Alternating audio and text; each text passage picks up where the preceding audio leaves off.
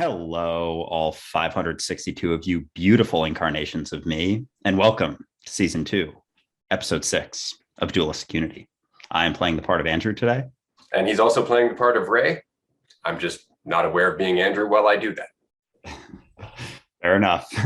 always as it is. But yeah, we have a bit of a bigger audience this week. Things are starting to Our audience has doubled. Our audience has doubled. We actually just hit 2,000 podcast plays for this week alone. Holy shit.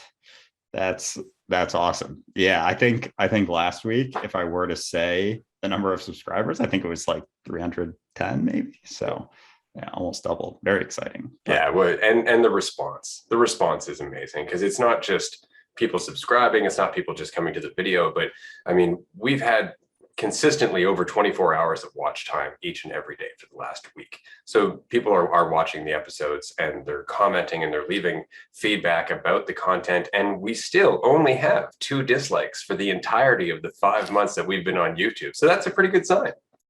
Yeah, I'm pretty pleased with that, considering some of the things we delve into. And I think there are certain people who maybe stay away from the conversation because it can get uncomfortable, and it isn't that sort of ego soothing discussion. In a way, the ego does not really like this discussion all the time, I am finding. And even the idea of saying that you don't exist is jarring for the ego, because that is what doesn't exist. So hearing that, it's like a self-destructive sort of mentality, and so many people rely on it to soothe themselves, not understanding that that is also what is causing all of the damage and destruction in their life. So they're keeping around the thing that is giving them the depression and anxiety and feelings of separation and feelings of worry and all of these things. They're keeping it around because they don't even know that it's like the devil in sheep's clothing almost. Yeah, we don't know it's there. We can't see it, right? And that's exactly it. It's funny. I was looking through the New Testament yesterday, just because I was answering somebody's question, and I ran across a part of Luke where they ask him, like, where's the kingdom of God? And he actually says, it's in your midst. It's right here. Like, it's right in front of you. It's really good. And I wanted to touch on why we can't see it, why it's so hard for us to get past that ego that you were just communicating. And I think it ties together very much with an insight that you were talking about in yesterday's live stream. Andrew and I were chatting a bit on TikTok. That will be on our Patreon page for anybody who's interested in that conversation. But we were talking about how identity and control are seamlessly integrated. They go together.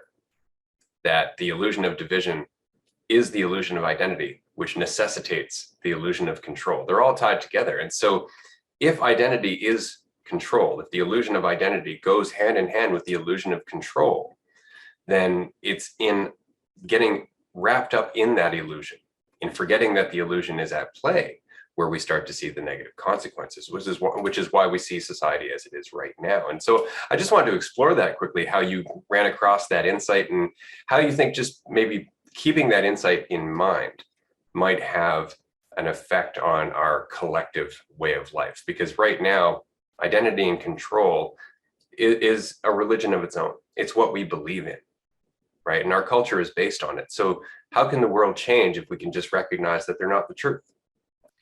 Yeah, it was something that just through that discussion we were having, I had never connected those in that way, the idea of control and the idea of self, and how both are illusions and how closely tied they are.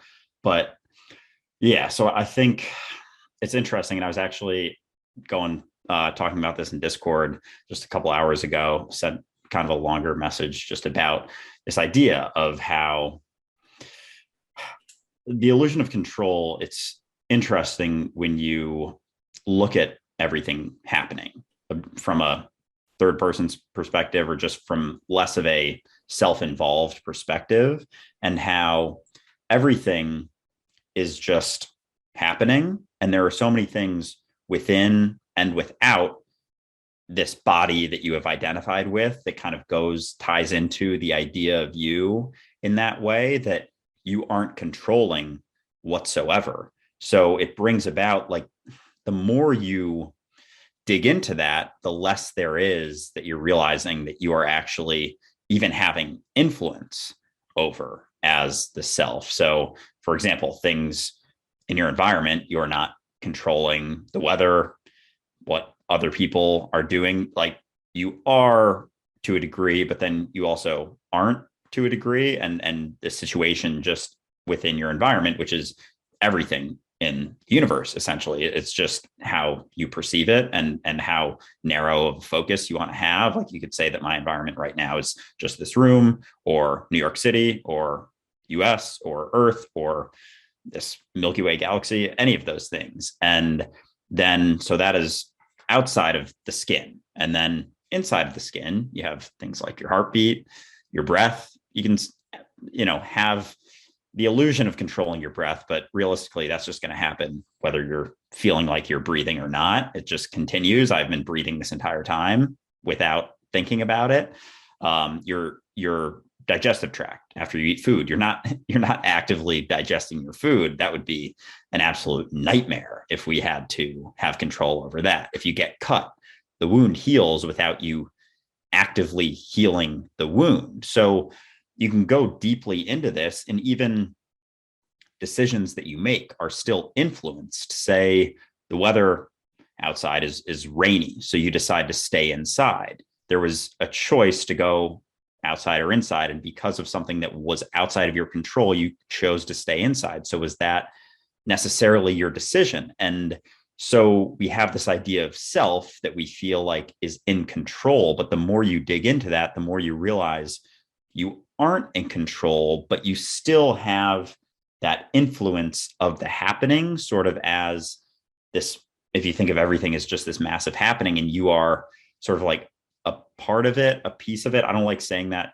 too much because people take that as like, oh, I'm a separate part of it. And it's like, no, you are the happening as it. And so it almost comes back full circle to this appreciation for the influence you have right now. But as you are doing things right now in this moment, there is no self involved right now. So that control that you think you have, control being an illusion because it is outcome focused and you don't have control of how things are going to end up. You only have influence in the moment as things are happening. But in that moment, as things are happening, there is no self, there is no idea of you, because the idea of you cannot be involved without thought. The idea of you exists only through thought. Otherwise, there is just the happening, the doing here and now. So that's just a little bit of a background on that inside of the connection of control and self. I love it. I think that's great because, and I said this in the conversation yesterday, what you're talking about is the cessation of the illusion of individuality, of separation. And what's interesting about that is, again, it kind of goes full circle where it's like, okay, so if I'm not my idea of myself, then I'm not just my body. So there's no borders whatsoever. And that's when people's brains start short circuiting, right? It's like, well, hold on, how are we all the same being? It's like, well, how is your body all the same being? Everything in your body is separately aware, but you're all one awareness. And this goes back to what we were talking about in terms of DNA awareness as well, right? Like DNA has awareness, but DNA in greater and greater complexity can express that awareness in greater and greater complexity, which makes sense, right? But DNA, when expressed in greater and greater complexity, becomes individual beings, and then those individual beings become societies, and those societies become communities and whatnot, and that's a being in itself. And so it's always just, the larger we go, the more you have to widen your scale of what I means. And I mean, this is what religion's always trying to communicate in terms of God's plan. Like if there was an unlimited I that had will, what would that will be? And we always try to figure out what that would be, but we always do so based on our own perspective of division, because as soon as you're thinking about God, you're thinking about yourself. And so there's a division. And so now the entire idea that you have of God has been twisted again, right? But it's interesting because you brought up the example of breathing, right? We breathe, we don't think about it. What happens when we do think about it? It gets all messed up. It's kind of like walking, right? Like you're just walking until you start interfering with it. And then you get all weird about it. Like it's almost like you forget how to stay balanced, right? And it's because what we do naturally as a result of our vast and limitless intelligence becomes distorted when we start trying to interfere with that intelligence at play. And that is largely what we're seeing in our society, right? Like our interactions with the natural world are a perfect example of this. We're afraid of nature. Like, I find it funny how many horror movies take place in the woods. The fact is that there's more danger in a city full of humans than there is in the woods full of animals, right? But we're so far removed from the natural world. We're so far removed from the way life actually works that it scares us. There's this huge rift, and we have all these assumptions about nature. Like, when I tell people in the States that I'm from Canada, it doesn't happen so often anymore, but when I was younger, it used to happen a lot. It would be, oh, that's gotta be like cold up there. And it's like, you don't know where in Canada I live. Like, half of Canada is on the border of the US. Like, it's really not that big a difference, right? But we have ideas about things, and those ideas divide us constantly. And the more we identify with them, the more they divide us. And this is something that I was thinking about yesterday in terms of this giant, I'd like to say clusterfuck, but I'm just going to say mess that we're dealing with on this planet in terms of our interference with what would naturally happen if we weren't interfering. And I specifically mean government and countries and the central banks and the world, the United Nations and everything else. Like, this idea that things can be centrally managed under one administrative branch and everybody else just has to listen to that is ridiculous. It has no faith in humanity whatsoever. And it comes down to the point that it's not necessary. It's just an old mentality. It's an old mentality. This entire idea of national borders and a government that's in control is an egotistical mentality, because I always find it interesting when you see two countries who are neighbors and they're at war with one another. And as one country takes over the other country, they take over all the farmland and all the resources, right? And then the other country fights back and they take back their farmland and their resources. But the farmland itself never changed. The farmland's still farmland. It's still, used to make food. It's still the same useful material. It's just that we're arguing over people who identify with this fictional country instead of just taking advantage of the land and living as we would if it wasn't for their drama. See, that's the thing. Most of our wars are caused by organizations that we don't really support outside of the fact that we think they're here for us. Right? So when the government's like, well, we need you to go to war to fight for your freedom. Once upon a time, we thought that made sense because we thought they were actually responsible for our freedom. But even that was a mistake because they weren't. It was the people who rose up and created their freedom. It was the people who decided we're done with having a king in terms of the states, for example, right? It wasn't the government. It was the people. But we always tend to pass responsibility. I mean, again, even right now with what's happening up here in Canada with Trudeau and this giant play for power in terms of enacting the Emergencies Act, which shouldn't happen. I mean, the last time it happened, there were bombings and murders and kidnappings in Quebec. That was literally the last time that this act was put into motion. And it was because there was an actual threat. Now it's because people are breaking some bylaws in the nation's capital. And it makes the government look really bad. So they just want to stomp it out and shut it down as fast as they can. And that's going to continue because they don't know how to do anything else. They don't understand that the control they're looking for, the control they need just so they can feel comfortable in their own positions and be comfortable that the system will continue on tomorrow, is the very thing that's hurting the people who are part of the system. Right? Like, it's ridiculous. The ability to shut down people's bank accounts because they disagree with the official position of the government, that shouldn't be happening. But it's possible in this society because the banks are run by the government and the government is in cahoots with the banks all the time. There's so many backroom deals, and there have been for decades. And so there's such a distortion just as a result of us interfering with people who would otherwise find a way to live in peace with their communities if we just let them. Yeah, it's funny. It's funny you bring up the idea that the government like send people to war to fight for their freedom. And nowadays it's like the government is what is responsible for our lack of freedom. It's like they are in the way of our freedom now. And even what you were saying, it just made it clearer to me. The government is just a bunch of humans. It's just a bunch of humans who have power, no different than all the humans outside of the government. It's just a bunch of power hungry people that got inside the government and like had this idea. It's almost like thinking about what I was just talking about with, the things inside your body or outside of your body. It's like the government is just inside this body and they have identified as being this powerful sort of being, knowing what's best. Or I don't even know if they think they know what's best. They just think they know what's best for them in order to keep their power. Like, I don't even know if they think about what's best for society in that way anymore. And yeah, it's interesting. And there was actually, I wanted to bring up that video that you sent me or I sent you last week. And it was that guy who mentioned, like, why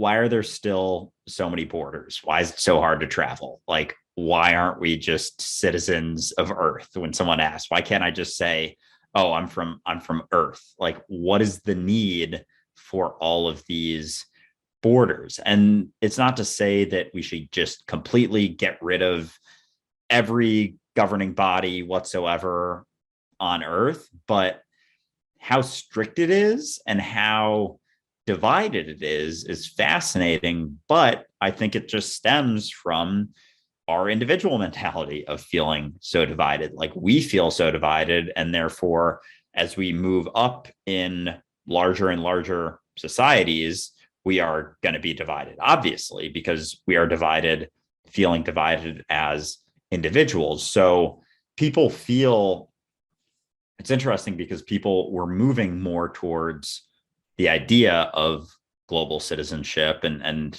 I feel like most individuals are feeling that way. And yet we're keeping the mentality of separation and identity very strongly rooted. So people aren't understanding why we have so many separate countries and people identify as like nationally, and yet we're still identifying very much so with things like race and gender and all of those things. So people are almost kind of picking and choosing which things, not understanding that the root is just identity itself. And it's the same thing on the side of belief. When we question belief, it's not that we're questioning, one picking on individual religions. It's the root belief, and it goes the same for identity. So it's interesting just with everything going on when it comes to skin color and things like that, is like that mentality of identification is the root. It's the same thing that has led to so many issues in the past, and that's still the focus, just in a different way. And it's not, we almost went so far as we jumped over the idea of what is Martin Luther King Jr.'s quote? It's not about the color of your skin, but the content of your character. Like, we've jumped over that. And now it's like, it's still about how you look. It's still all about how you look, but we just have to treat X people like this because of the way that X people treated X people previously and all of this. And it's like, it comes back to that identification, and people are just picking and choosing where they want to do those things, not understanding that identity, like, it's identity. It's just identity is the root. And that's where it's all stemming from, just like belief in that way with any sort of religion or belief system. It's not the religion, it's the idea of belief itself. Because identity is a belief. Yeah. Right? Like, that's the whole thing. I've had this argument before. It's funny, when I first got onto TikTok, I kind of got in the middle of the argument between theists and atheists, because I thought that was fun. And theists, obviously everybody's well aware of my arguments about belief, and a lot of atheists came out and they're like, yeah, this is great, like, what a great point. And perfect, let's talk about your belief, that you are what you think you are. And that's where the conversation ended, because as long as you're identifying, you're still identifying. It doesn't matter if you're identifying as a Christian or an atheist, you are still worshiping at the altar of identity, which is the illusion of division, which necessitates control, right? Because as soon as you're divided, you have a reason to fear, right? If you weren't divided, there's no such thing as control, right? You need division to have control. And so, yeah, we keep digging into that illusion like it's reality. And again, it's not that it's a bad illusion to dig into, it's the foundation of our experience, division as a whole. It's just how much it gets out of control. And what I think is interesting is as above, so below, right? So we were talking about the government. If you think about the ego is a structure. It's a structure that we rely on to help ease our uncertainty. It's a structure of previous responses, reactions, right? Or previous thoughts and previous ideals that we've decided upon, previous opinions. So it's a structure that we rely on for safety and security. That's the government, right? So the government is the symbolism of our ego collectively, because we are just one mind. If you look at the globe, we're one mind. You know, each of us individually are like thoughts within our mind, right? We're all interacting with one another. We're all influencing one another. It's one mind changing over time, right? And so it's just, we're witnessing the symbolism of our awareness played out in the collective drama that is our society. And so as we change our awareness, that symbolism will start to change, but we keep trying to put the cart before the horse. Like we keep trying to fix the problem without fixing the root of the problem. We want to replace the government with people we agree with, not realizing how many times that's happened before. And it still ends up being corrupted. It still ends up where it is. It's like I was saying before, you know, the last revolution isn't going to be a revolution. It's not going to go full circle. It's going to stop. That's the only revolution that's left, is where we realize that playing this game is hurting us like any other addiction. Yeah. So where do you think, and I know we wanted to talk about, I wanted to bring up like the big one you were talking about. So I feel like this is a fitting sort of move into that, because I'm curious, because I quite frankly haven't spent as much time thinking about that and just that mentality. Like this is all relatively new for me. So the mentality of thinking that things will be different or could potentially be different isn't something I've delved into very much. So you mentioned, I don't know, a few days ago, or I forget when it was, maybe it was on our TikTok DMs going back and forth, sending videos about the big one and the shift. And you mentioned, I think it'll take a few years, but it's coming. And so I wanted to bring that up of just your perspective on that and what you think that means and where you think we're going in the next few years, or 5 or 10 or 15 years in that way. Well, that's a really good question. And of course, all I have is speculation. I mean, as with everything, everything's in flux all the time. But the way our system works is the same way our ego works. And this is very much what I was saying. And it's very much like an addiction. And if you don't want to kick an addiction, what you do is you keep putting it off. And then later on, okay, well, a little bit more. And then, okay, now I've quit. I've quit now. Right. And then you put it off, and a little later, a little bit more. And if you look at what's happening with the economy, for example, that's a perfect example. They keep raising the debt ceiling. They have been forever. Right. The debt ceiling is a perfect symbolic representation of our accountability, if you think about it. Right. It's just like we're accountable for all the things that we put our attention and our time into. Right. Oh, that bill's come due. Let's just create a bunch of money. Right. And so it's just us putting off the consequence of our choices. And so I always look at that as a very interesting symbolism in terms of the government, the mentality behind the government. There's also the simple fact that more and more people are starving, more and more people are homeless, more and more people are losing their homes. It's getting harder and harder to buy food. It's getting harder to get gas. It's getting harder to survive. And yet corporations around the world are having record profit, right? Politicians themselves are not hurting whatsoever. If anything, they're seeing larger paychecks all the time. And it's because the system is as damaging as the ego is. So the ego will keep us locked in a habitual loop until it kills us, as long as it's comfortable while it does so. And that's the problem, is the government is a very comfortable addiction, right? And it's very convincing in terms of how much they can control. I mean, so much to the point where as the world is falling apart as a result of the government's incompetence, people will actually say the world is falling apart as a result of the government having so much control that they're messing with us deliberately. And I disagree with that, because I've watched the government my entire life. They're never that efficient. Right? They're never that efficient that they could be this evil mastermind that everybody wants to make them out to be. It's just that they are blinded and slightly stupid, right? And it's just because they are focused on that end result. They're focused on that illusion of control and division. And so it keeps them from seeing everybody that they're hurting. Right. And so we grow up in that system. We get told that system is where you want to be. That's how you change the world. That's how you do good. And people do. They go into government, they go into politics, and they go, I'm going to change the system. And it never lasts, because the system eventually is going to tug them back into the environment that they're a part of. The environment itself is toxic. Right. And so we have to understand where it comes from. We can't just take down the government. That's never going to work. You can't fight this by opposition. It was designed to deal with opposition. I mean, look at what's happening right now in Canada with the trucker convoy, right? It's like, oh, you have the right to protest, unless it's a little noisy for us, unless, it's inconvenient. Now we're going to take between these hours, and oh, no, we don't like that people are sending you money. We don't agree with your stance. And what happened to the right to protest, right? And I understand the people who are in Ottawa saying, like, we don't deserve all of this noise. We don't deserve all of this rowdiness. And a lot of people are in support of it regardless.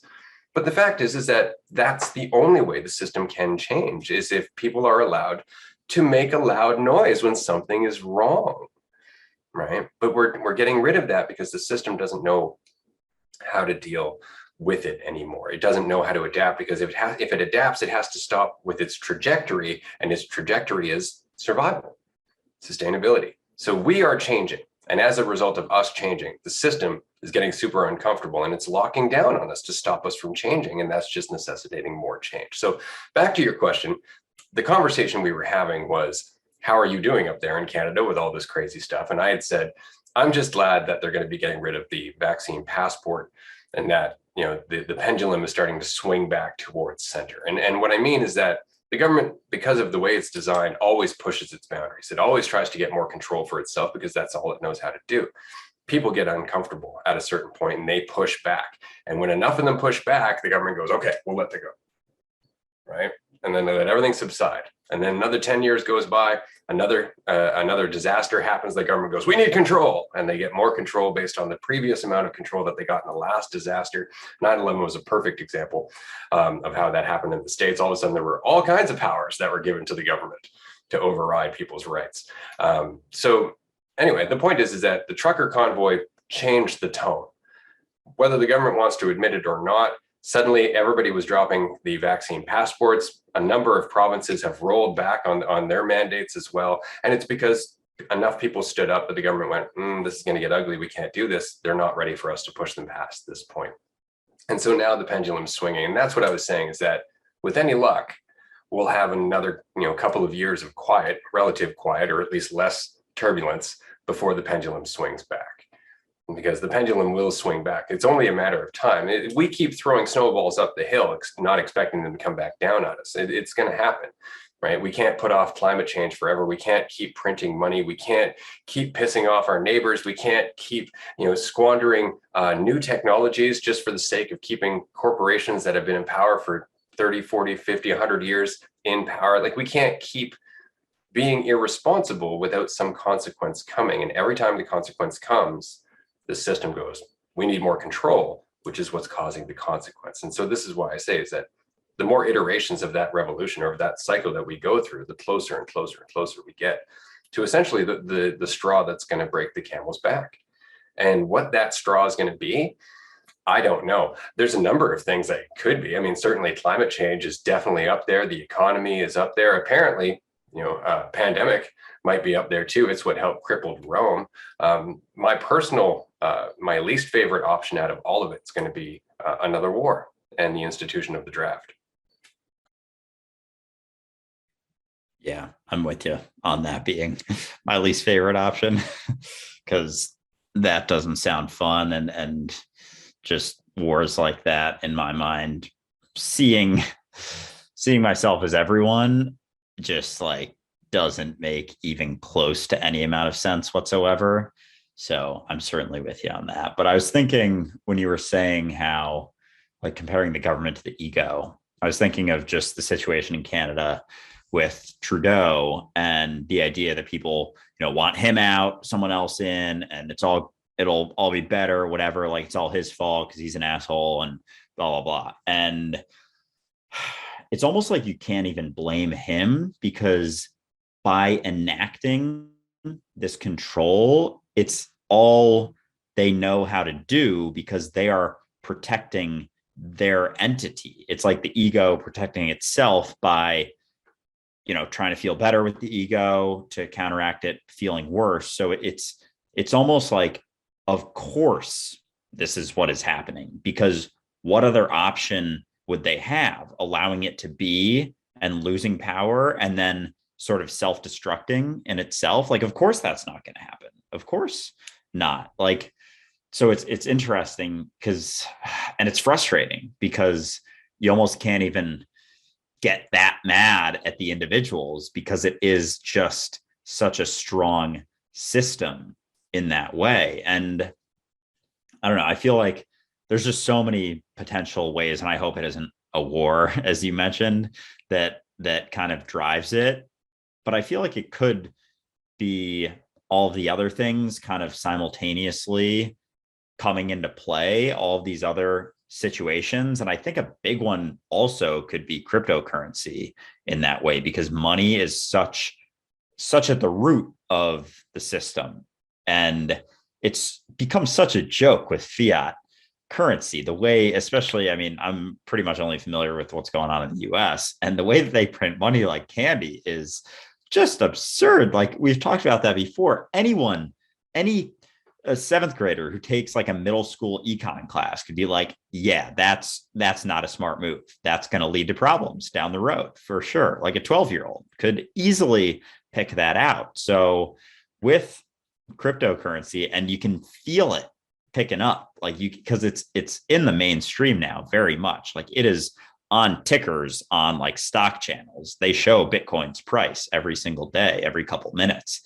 And it's almost like, I don't even know if they understand the impact that it's going to have. And I've seen a couple YouTube videos of just like Congress or governmental officials talking to, like, they say it was like crypto execs or something, which is such a joke too, because like there's no crypto exec, there's no like CEO of Bitcoin. It's like, what if you say there's a Bitcoin exec, like you need to do a little bit more reading, because like Bitcoin is not a private entity, it's the antithesis of that. So all of these people, I think it's almost like they're feeling it so strongly with all of this movement that the US seems like they're at a place where, because the dollar is I forget what it's called, but like the central main sort of currency in that way. But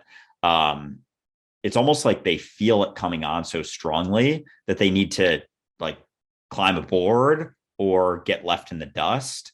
And I think as countries realize that they're not going to stop it, they're not going to be able to just like squish this bug that's getting bigger and stronger, they might just hop on board and do their best to regulate it without realizing that it's not going to be regulated in that way. And it could almost like self-destruct themselves from within in a way. I could see that happening, but there's a number of things happening as things build and as they realize, oh shit, like we can't stop this. We can't really stop that.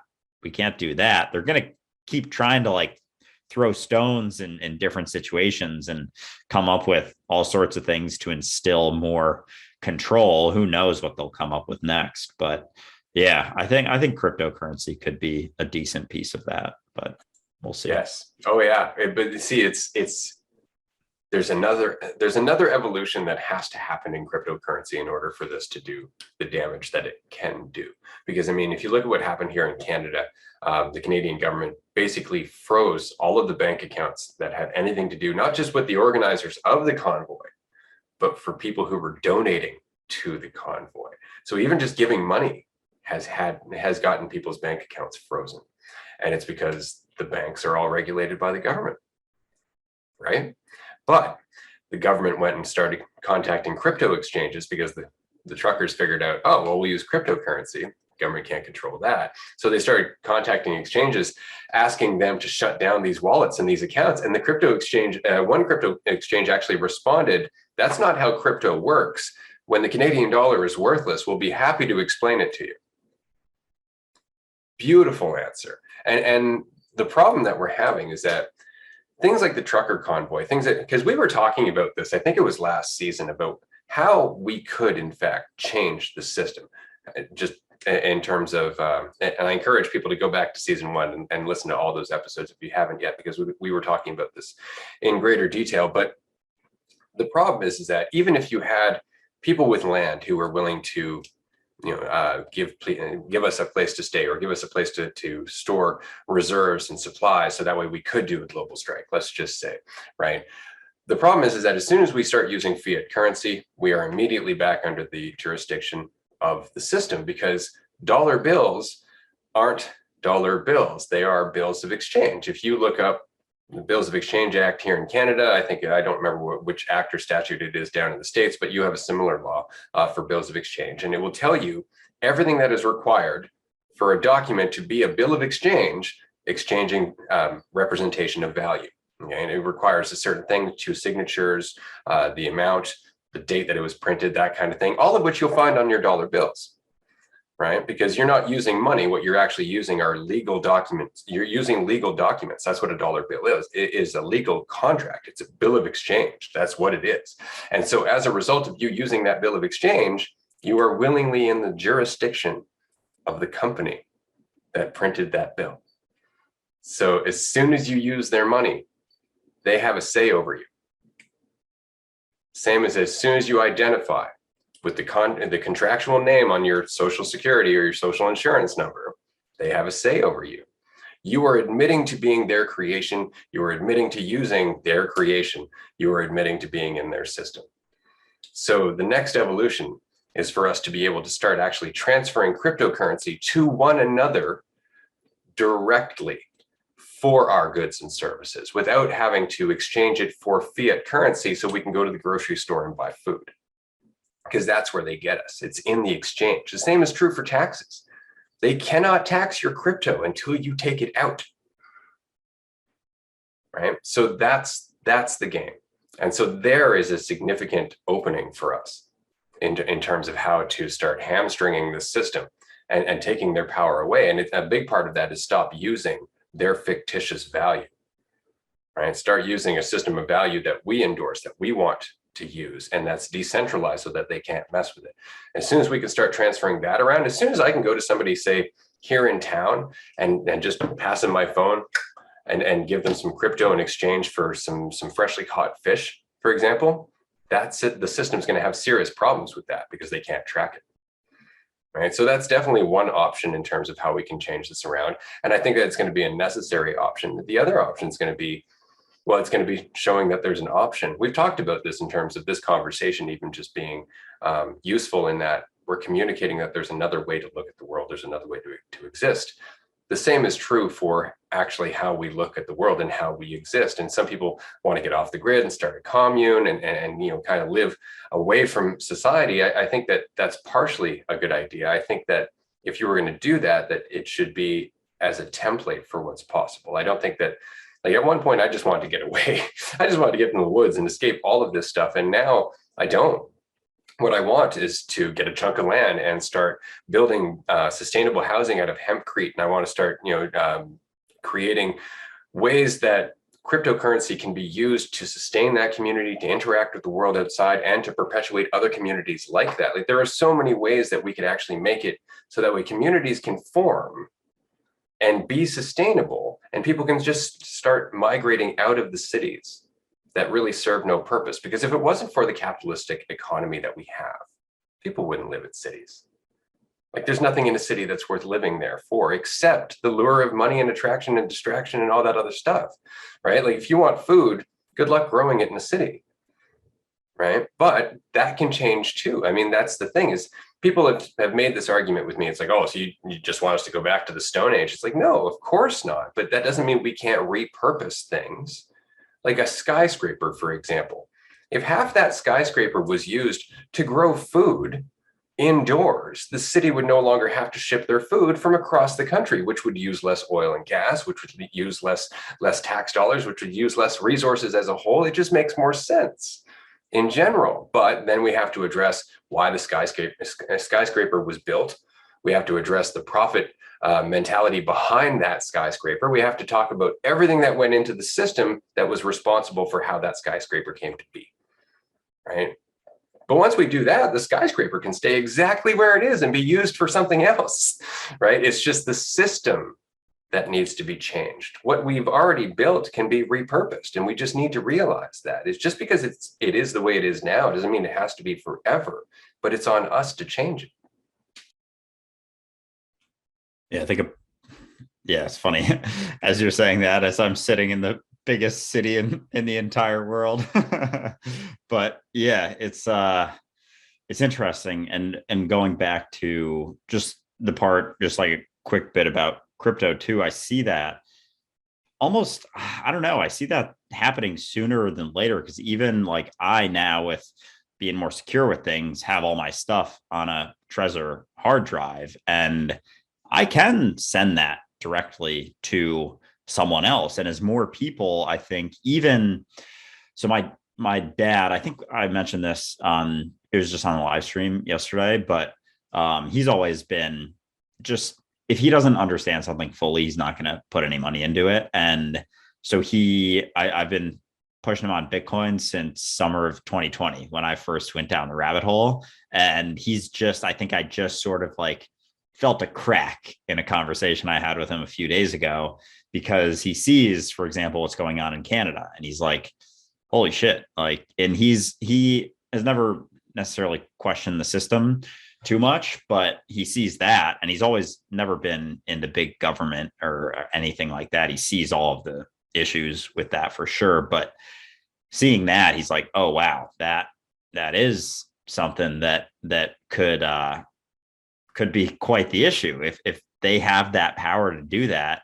And he's very much pro free market, and he's like, the free market will always prevail as long as people are up for it. And so like inevitably someone's going to create or build something that will be useful in going against this type of thing. And I was like, Dad, they already did. It's called Bitcoin. And he was like, yeah, you might be right. and so I think he's going to do a little bit more digging into that. But the other thing you mentioned with us needing to identify ourselves as part of the system and being a part of this system, like immediately I thought of the Matrix when you said that. And it's frightening how similar that is when you really think of identification and needing an ID and a social security number to exist. Without that, you can't really exist in this society. And so it's not so different. Like the Matrix, really, you do see it more of, as Keanu Reeves said in an interview once, like the Matrix was a documentary. It wasn't science fiction. You see that more when you really delve into the idea of the government needing to be able to identify you in a way, and you voluntarily sort of identifying as this thing. And it goes back to just identification in general. It's like at the root of everything is how we identify, and that mentality is enabling this system to continue in that way as well, without us really even realizing what's happening. Because these are all new, sort of hearing these things from you. I'm like, oh yeah, that makes sense in that way, or that makes sense in that way. But I had never really thought of it like that. But when you really dig into it and go a little bit deeper than just the surface of the way things are and the way things seem, it's like, oh, that's ugly. That's kind of frightening. And I think a lot of people will peel that back a little bit, see it, and be like, nope, I don't want to look at that. That doesn't make me feel good. That makes me feel kind of bad. And I just want to feel comfortable and safe and secure. And it kind of gives people that illusion of that feeling without them understanding that simultaneously it is causing so much harm and destruction in that way, kind of similar to the ego and our identification with that. On the surface, it seems like, oh, it's not so bad. You need to identify. What do you mean? If you don't identify as this human, you're crazy, and you don't want to have a psychotic break. Like, everyone will think you're weird and strange for saying you don't exist. So no one says it. But in reality, they're just holding on to the illusion that is driving their pain and suffering. Yeah. So it's kind of this mix between people who don't want to question because they're afraid, and then people who take advantage of that for their own benefit. Right. And that's it. And then the people who just kind of participate without even being aware of what's happening. I mean, this is something that unfortunately the Black community is facing a lot, especially in the States, in terms of their complaints against the police force. Perfect example. They'll say there is blatant racism throughout the police force, and white people who are afraid will go, well, I've never seen that, so it couldn't possibly exist. And it's like, right, because you're not looking at it. You don't want to look at it. You don't want to question it because you feel safe under the protection of these people, where if you had to question them, you wouldn't feel as safe. And oddly enough, that's the wall. That is the wall. It's not that they don't admit, oh yeah, there's some racism in the police. It's that they don't want to question it too much, because with that goes their sense of certainty. With that goes their sense of stability. The same is true for the government, right? We don't want to question the government because the alternative is nothing has a rhyme or reason, right? It's on us. That's really the alternative, is that it's on us. And that is the alternative. That is, unfortunately, what's going to fix this, is when it is on us. But we have to start recognizing that your average person walking down the street who works a 9-to-5 job and actually is able to empathize with the rest of humanity who is struggling through this system is better equipped to change the government than any of the people who've been voted into the government, because those people wanted to be in power. That says everything that you need to know about their mentality. Right? That is the problem with our system, is that we put people in the highest positions of power. We put the people who want those positions of power in the highest positions of power. Right? It should be the people who don't want them. Right? It's like, who wants to be president? Everybody raises their hand. The one person who doesn't, you're in charge. Why? Because you didn't want it. So I assume you're going to do a job that, is the job for everybody rather than just for you. And then that's the danger. And this is why it doesn't make any sense. Like here in Canada, if you want to run for any political office, you've got to be pretty wealthy. Like, you have to be wealthy. Most politicians here in Canada are former lawyers, right? Like it's a very different thing. And here in Canada, we don't vote for our prime minister. We only vote for the majority party. Their leader is the prime minister. So it's very different than in the States. But even in the States, the system is out of whack. I mean, gerrymandering is a perfect example of how the system can get corrupted over time. They can change the voting lines of which districts are for who, and change the vote as a result. And it's because the people who are in charge of that are protecting their own jobs, right? That's the whole, like, look at the Republicans in the States. The Republicans haven't had enough people to win a majority in years. Right? But they continue to do well in the votes because of gerrymandering, because of the fact that they keep restricting who can vote. Right? So this is what I mean, is that that's always going to happen so long as we trust in a system. It's always going to happen if we trust in a religion. It's always going to happen if we trust in our ego. There's always going to be distortion. There's always going to be corruption over time because we are not aware. And whenever we're not aware, things go sideways. Yeah, it's so much of that just circular sort of thing. And it's like the deeper you go, you think you're going to find something, I feel like, and you hope that you're going to find something and be like, oh, there's the reason, or it's that person's fault. And it's like, the deeper you go, the more you realize that it's not any person's fault. And coming back to that responsibility too, it's the same. I see it the same way with religion as it is for government. Like it gives people this false sense of security just so they feel better on the surface. And if there was no government, it would come back to us, and the responsibility falls on us to make the decisions. And there's no one, it's even like on the pessimistic sort of side of it, there's no one that people would be able to blame and point the finger at. It's like they almost even appreciate having a government they don't like than no government at all, because they can be like, oh, it's their fault. It's not my fault. It's their fault. Fuck them, blah, blah, blah. Or, but then, yeah, it's the same sort of with religion in that way. Like, oh, it's not our fault. It's God's plan when things, and everyone's just like, oh yeah, it's God's plan, but like, what about all the pain and suffering? God's plan, just God's plan. We can't understand as these little feeble humans, because he is all knowing and all powerful and sits up in the sky and reigns over all. And it's like, well, yeah, but he's everything and everywhere too, right? It's like, well, yeah, so he's us, right? It's like, well, no, he's like right next to us. He's like, when we're driving the car, he's like sitting in the passenger seat and just making sure. And it's like, well, what about when you crash? Well, it's just part of his plan. I don't know. It's just the way it is. And it's like there's so much cognitive dissonance with all of that.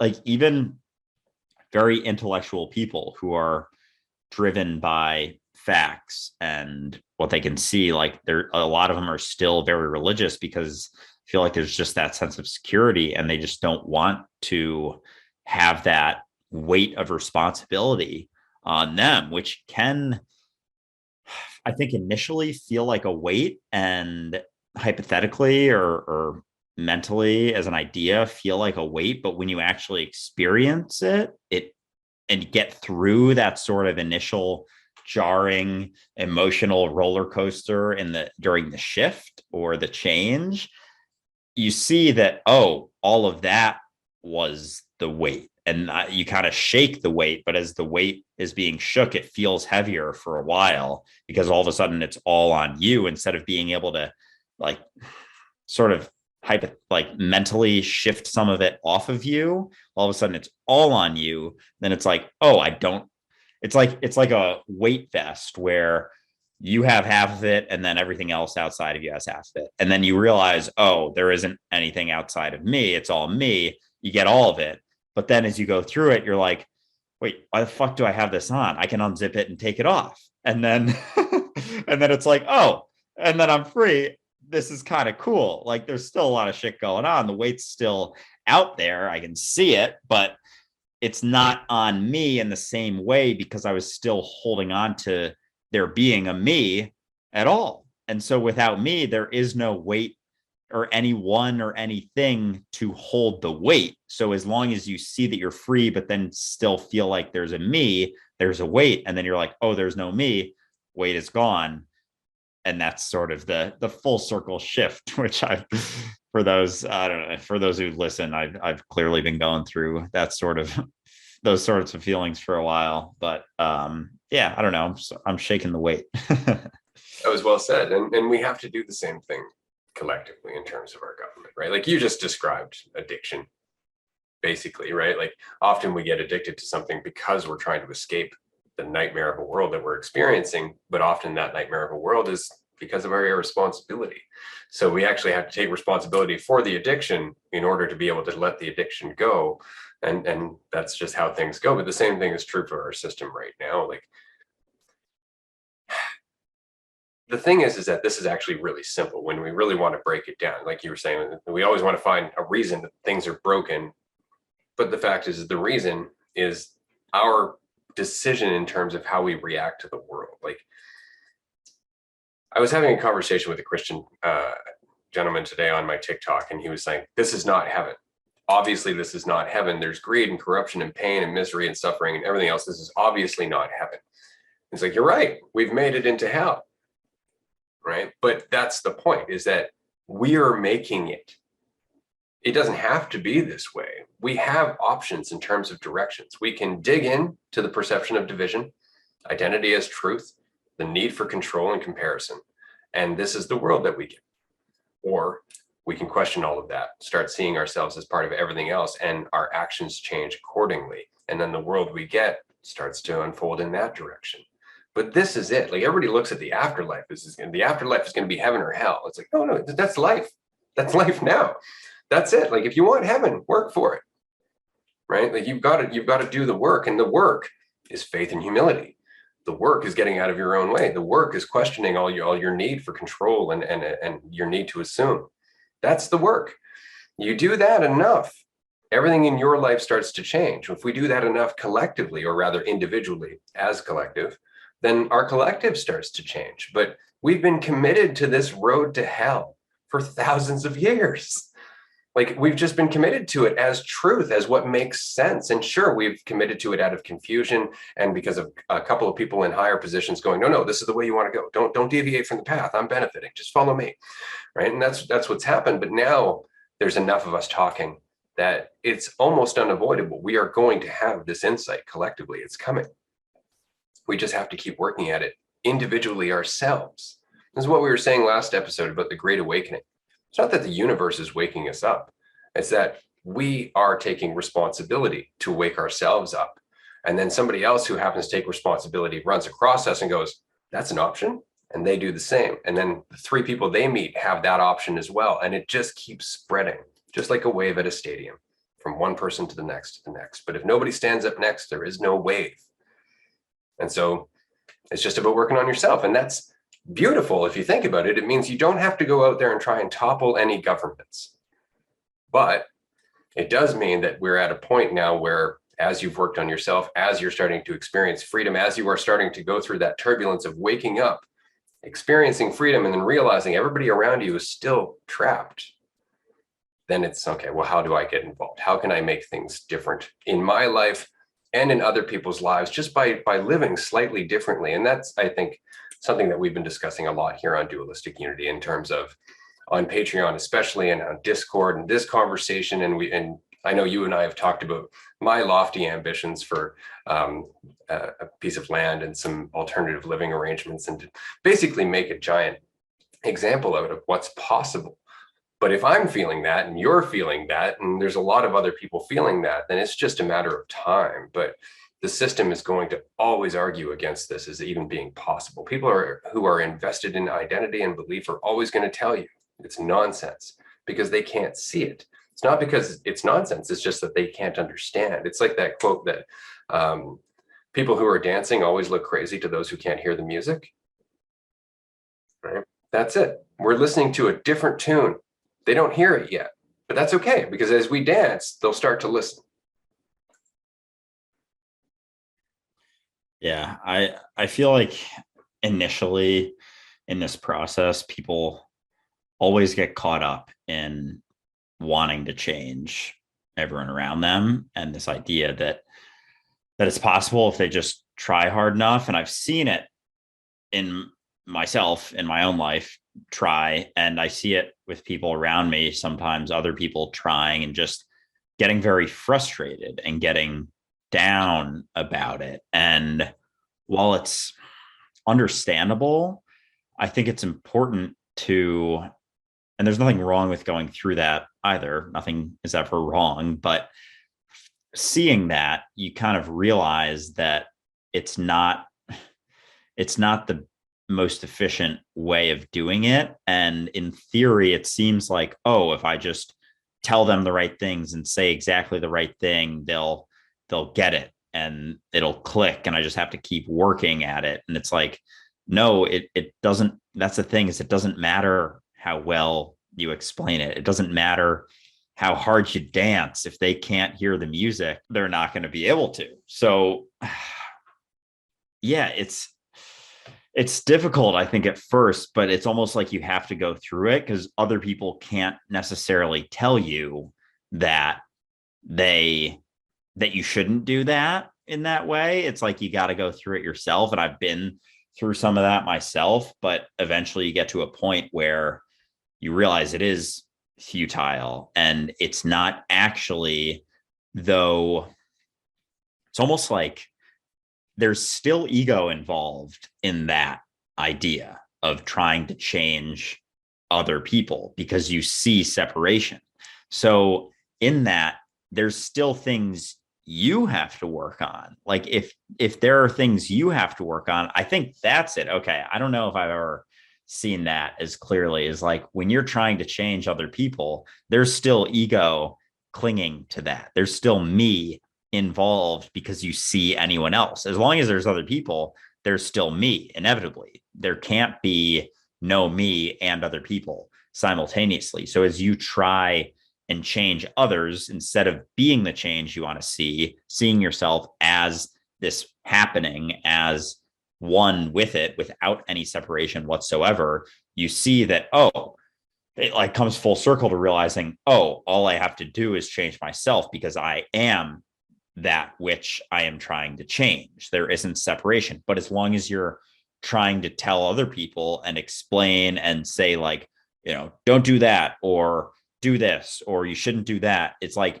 you are the one who needs to look in a mirror and work on that, because you clearly see division if you are trying to change the world outside of me, because there is no outside of me. So there is no changing that. And through trying to, you're not seeing that you are perceiving division in trying to change anyone outside of yourself. And that is why it is futile. Damn. All right. That makes more sense. I feel like that was just me explaining it to myself in that way and kind of realizing it at the same time. So, all right. So as long as you're trying to change anyone else, there's still a whole lot of me and ego and identification involved within. So that's all you got to work on there. And as that happens, as you change, everything changes because you are it. Yeah. It's funny too, because like we said earlier, as soon as we get involved with the process, we distort it, right? So as soon as you're perceiving others and trying to convince others, your entire process of intelligence has been distorted. You're actually confused. So any solution you come up with for those others isn't the actual best solution. It's the result of your confusion. That's the problem, right? So in order for us to be the intelligence that we are, we just have to recognize that we are that intelligence and then let it play out, right? But we keep trying to come up with that structure.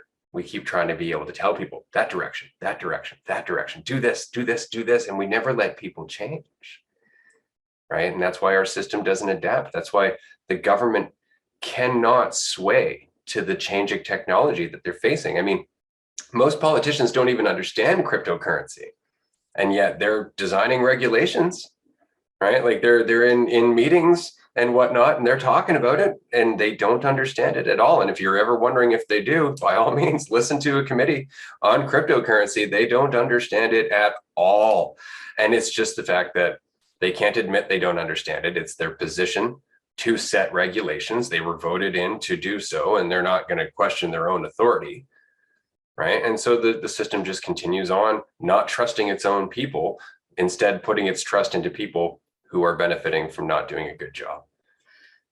It's kind of funny when you think about it, right? Like that's why I always think it's really interesting when political appointees end up with like lifetime appointments, right? Or when there's no term limits, it's like, that's a bad idea. How does nobody see that's a bad idea? That's a bad idea, right? Like there should be absolute term limits, but there should also be a difference in how our democracy is run. Like when people used to be able to only communicate through the mail, for example, like when you had a letter for a friend in a city and it had to go through the post to get there, that made sense that you would vote every 4 years because it was hard to do, right? Now we have phones and technology. Like literally, you could get a little alert going, we're having a vote, and you can just go, that one.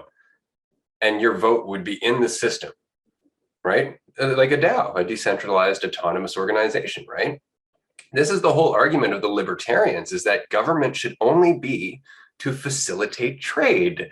That's what government's for, is to facilitate trade and maintain the peace.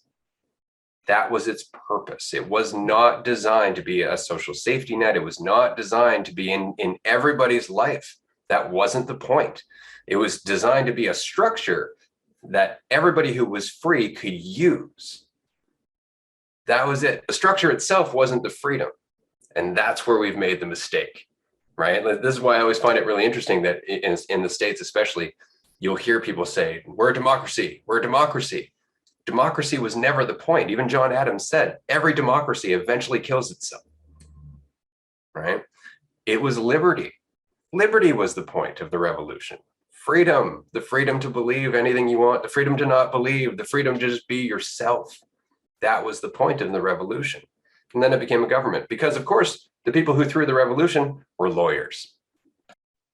Yeah, that is very interesting. Just all of that stuff and that idea of how antiquated so many of our systems are. Like they just really haven't adapted to the times whatsoever. And I've never even like that's another thing I've never questioned is like, oh, voting every 4 years. Like, why is that? Well, it's just the way it is. But when you really think about it, it's like if that was because of the environment during those times when those decisions were made of like, oh, well, yeah, it's kind of a pain in the ass. So, we need to spread it out a little bit. And so that just makes you question even more the idea of full life term limits. And also going back to just the idea that we're constantly changing. Like we are not who we were at the start of this podcast. Anyone listening was not the same as they were always themselves the whole time. And that's the paradox, but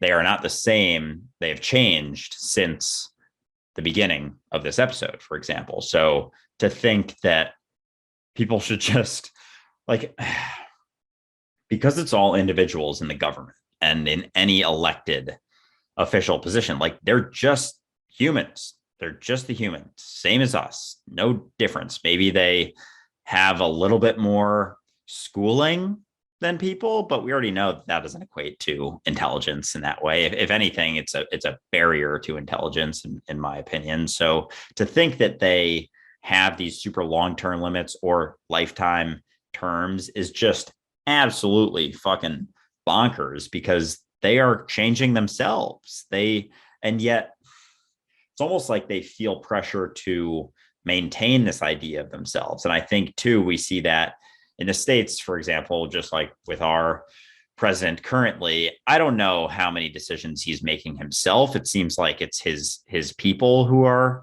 pulling a lot of the strings. So it's almost like just this collective mentality of the way things should be. It's not even an individual anymore. So, I mean, there's arguments as to why it's better for a group to decide, but also a little bit nerve-wracking in that way when there is a collective mentality that is so strong in certain ways. And it's on no matter where you look, whatever side of the aisle you sit on, like there is a collective mentality there.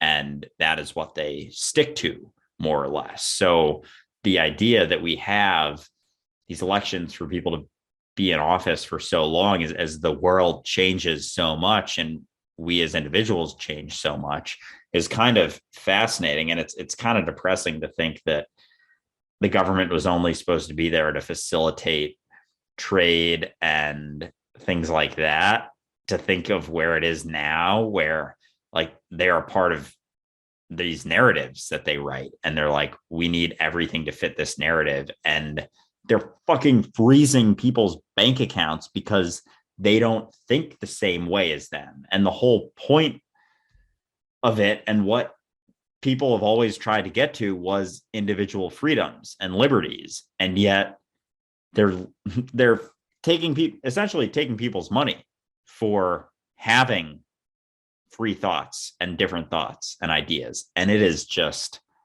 oh my God, it's like, I can't think about it too much because I just want to punch my computer. Well, and it's not the first time, right? I mean, you got to remember income tax didn't used to be a thing, right? Before World War I and World War II, income tax wasn't a thing. We were told it was going to be temporary to finance the war. Whoops. They never let go once they've got their meat hooks in. They really just can't. But the fact is that the system hasn't been a free system in a very long time. I mean, look at the election again between Clinton and Trump. Perfect example. Okay, there was such a large vocal audience for Bernie Sanders to run against Trump, but the Democratic Party had already decided it was going to be Hillary. And so they railroaded Bernie at every chance they could. They tried to stop him from being in the public spotlight. And as a result, Hillary didn't get the support that she assumed she would by people towing the party line, because they were just asking people to toe the party line. They weren't actually representing the people. They were just like, you identify this way, you'll vote for us regardless of who we chose. And that was the idea. And so they lost and they got Trump instead. Right. But the fact is, if you look at Bernie's campaign in the same way as Ron Paul's campaign back in 2008, it was a large enough audience of very vocal, enthusiastic people who were looking at systemic change, not just the continuation of what was happening.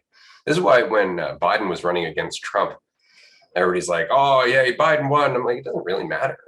It doesn't matter. I mean, as much as you're not going to have the same week by week drama all over the news, the fact is now you're going to go back to the same apathetic lack of change that the system's been doing for the last 50 years. I think that's the problem under Clinton or Biden. The system just continues on its steady march towards annihilation. Under somebody like Trump, it just does a steady sprint towards annihilation. But regardless, the direction is the same. Right. And so it comes down to us individually saying, OK, I need to change. I need to change. And that only means at first, at least, not believing in this system anymore, just not believing the promises that it makes that it cannot live up to. The system can't provide you with freedom. You are free.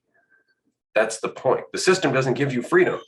Okay? It's just meant to facilitate your freedom. But over time, it's started limiting your freedom. I like that last part, the idea that you don't need a system to be free. Like it's like understanding that freedom is our baseline. It's like our default situation. And it's the same with as an individual, like coming back to the understanding that we are all one. Separation is an illusion. Like this dualistic world that we live in is an illusion. Identity is an illusion. Like that's how we start. And we're taught that it isn't. We're taught that it's the truth. We're taught that we are that self, that idea of self that we have built up. We are our past. We are our accomplishments. That's why when someone asks you in an interview, like, tell me about yourself. Who are you? They just start rattling off shit from their past. And it's like, that's why I made that video. Like, are you your past or are you right now? It's like, you are right now. And it's so fascinating that, yeah, like freedom is our default. And just because of the way things are and the way the system is and the way we all think collectively, it's like we have all of these things layered on that are clouding that. And it's like we are so clouded in our thinking and so judgmental of everything because it's almost like we have to be in that mentality. It's like with this, what I was talking about before with Trudeau, like the thought that replacing him is going to change anything or blaming him for the way that he's acting. It's like, of course he's acting that way. He's defending that which he relies on in order to remain in power, which is the whole point of why he wanted to do all this shit in the first place. So how would he act any differently? What do you expect he's going to do? He's going to do everything he possibly can, pull every emergency lever that he possibly can, because he sees that thing coming at him and questioning his identity no differently than how the ego feels when we start questioning that identity and realizing that our ego is not the truth. Our sense of self is not the truth. We are not that idea with which we've been told that we are throughout our entire lives. And that's why I think the process of waking up and realizing that you're not who you think you are is so turbulent, because the ego is like, no, I've been around for so long. I don't want to die. I don't want to leave. And so it fights back and does everything in its power to be like, no, come back. Like, keep relying on me to feel better. I'm going to soothe you. I'm going to make you feel good. And it's like that same thing as soon as it has us in its grasp. And I'm talking about it like it's some monster when it is just an illusion, but it is a monster collectively and individually. And it's like, as soon as it has you in its grasp, it's like, all right, we're back. Let's make you feel bad about shit again. And it's not seeing that it's the same. It's just the root. It's just that mentality. And all you got to do is pull the root. But with that, which I've realized, comes the side that has always been there to soothe you and allow you to feel better. And when people are like, oh, you're so great, or such a good job, like, good work, Andrew, you did a really good job, you clearly worked hard for that, and you got it, and that's awesome, we're very proud of you, blah blah blah. Like, that's a side of it where you're like, oh, oh yeah, I like that, that feels good. And it's like, that's the same thing that on the other side, when you get nervous about a situation, you're like, oh, I hope I do well, because you want that praise, because you crave it. But at the same time, that's what makes you worried and fear things and anxious, and thinking back when times were better than how you perceive them right now makes you feel depressed. And so it's all the same thing, and it's just the mentality of it. And it's the same thing we see with the governmental structures as well. It's like so crazy how similar, like as above, so below, like we see it collectively in situations with society, and then we see it individually. And as long as we cling to it individually, it's going to remain collectively, because we are making it up. It's almost like we are, Earth, if you just look at humans, it's like 7 to 8 billion cells. And as the shift happens, yeah, maybe there's only 10 million right now that are not identified as the cell itself and sees itself as this collective. But as that shifts, the collective shifts, and it kind of like exponentially probably shifts. But right now it's such a small number that the systems and the groupings of, say, hundreds of millions of cells there aren't enough of them to shift that. But as it happens, it'll happen. Well, yeah, and it's funny because I remember this dawned on me when I was younger, that so a polar shift, when the magnetic poles on our planet shift, it's not like it's a bar magnet where it just goes and switches around, right? But it's so much as the polarity of numerous tiny little fragments throughout the entirety of our Earth's core. And as the polarity of those tiny fragments start to turn, they start to turn the polarity of the fragments around them, right? And so what you see is this slow change in polarity of these tiny little fragments that eventually change the entire polarity of the core, right? But it starts with those first few fragments changing polarity, which changes the magnetism of those around it, and eventually the whole core shifts. That's what we're doing, right? Like, we're those little fragments, and we're changing ourselves, and our polarity is different. And the fragments that come into contact with us feel that polarity, and it changes them, whether they realize it or not, because as we've said, there's no separation, right? That's the whole thing. It's not about controlling any kind of change whatsoever, so much as recognizing what the reality really is. And I want to mention this quickly because it's insidious. If you think about how good this system is at taking credit for us. And what I mean is that here in Canada, and I know in the States, you have the Bill of Rights. All right, you have the right to free speech. You have the right to assembly. You have the right to life, liberty, the pursuit of happiness, all of that, as granted to you by the government. And I think that's hilarious, because those are your rights as a living being, because you can defend them. That's the point. The government doesn't give you those rights. You have those rights. People took those rights and formed the government. But we think it's the government that gives us the rights. Those rights are ours because we exist and because we can defend them. That's why they exist. It was never about the government. We created that to defend our rights, and now it's taking them away from us because we've relinquished our role in the driver's seat of this mechanism. We've just passed responsibility off to a crazy person to drive the car, and we wonder why we're going off a cliff. Right? And so we have to come back to the realization that the reality is that you are free and a part of this earth. How you live is up to you. And if you can find a way to live in unity with other people, then that's great. That's less consequence for you and them. And if you can't, then you're going to suffer through consequences. And unfortunately, our government, as much as it was based on the idea of all of us working towards a more unifying way of life, is now more about just punishing you if you're being divisive, which is odd because the system that is perpetuating that division is the one that's punishing you.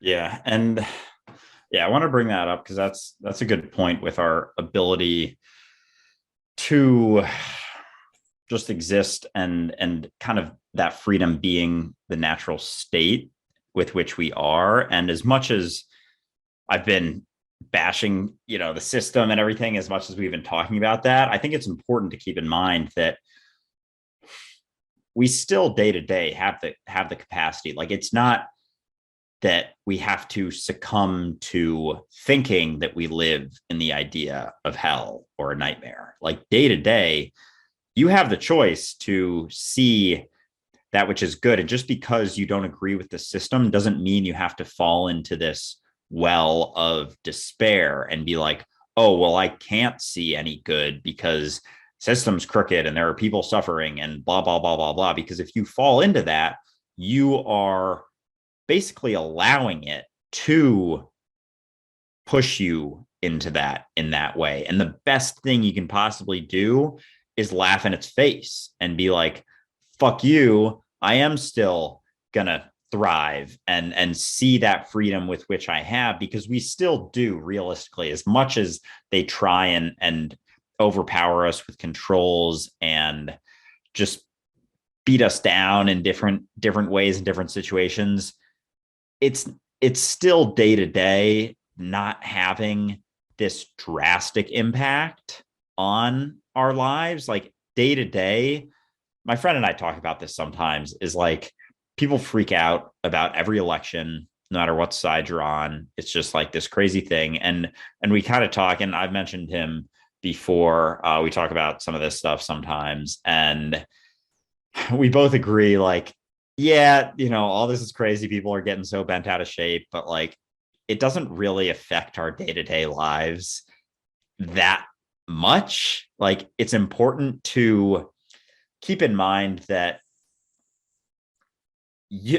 we still have the capacity to make choices day to day in our lives, and the opportunities to see things in different lights. And we don't have to see everything in this negative, dark light. And realizing, as much as they try to infiltrate our lives, there is still a limit to that. And they haven't done it completely. They haven't gone all the way. We are still able to choose, like, so vast majority of what we do day to day. So that's something I just wanted to get across, because I fall into that sometimes too. And it's like realizing, oh, like, even if as things start to shift, like, we will feel the shift, but it starts with us. So if we're getting beaten down by it and thinking like, oh, it's horrible, like, I'm not going to do anything today because it's all just so disgusting and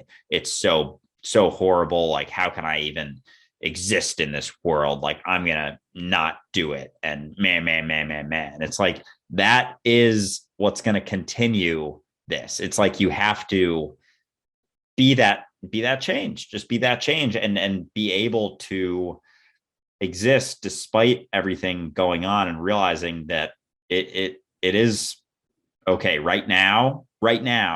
Things are okay, as long as you don't get too caught up in the conceptual ideology of things. It always just comes back to right now. And right now, you have the opportunity to see things in whatever light you would like to, and do things fairly freely. Like, we do have a lot of freedom, no matter how many restrictions they place on us, and even mandates, that we've been going through recently. And people ask, like, how are you able to, like, how do you stay positive with the mandates and stuff? And it's like, as many things as they take away, there's still infinitely more things that we can do.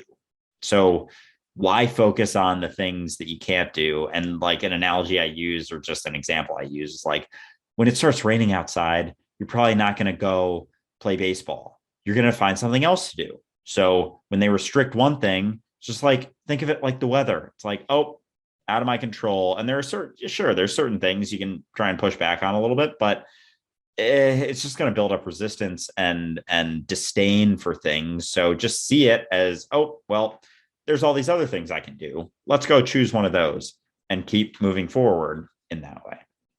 Yeah, absolutely. That's a great way to put it. And it's funny because you were mentioning well, we were talking about this early on in the episode, how identity and control go hand in hand.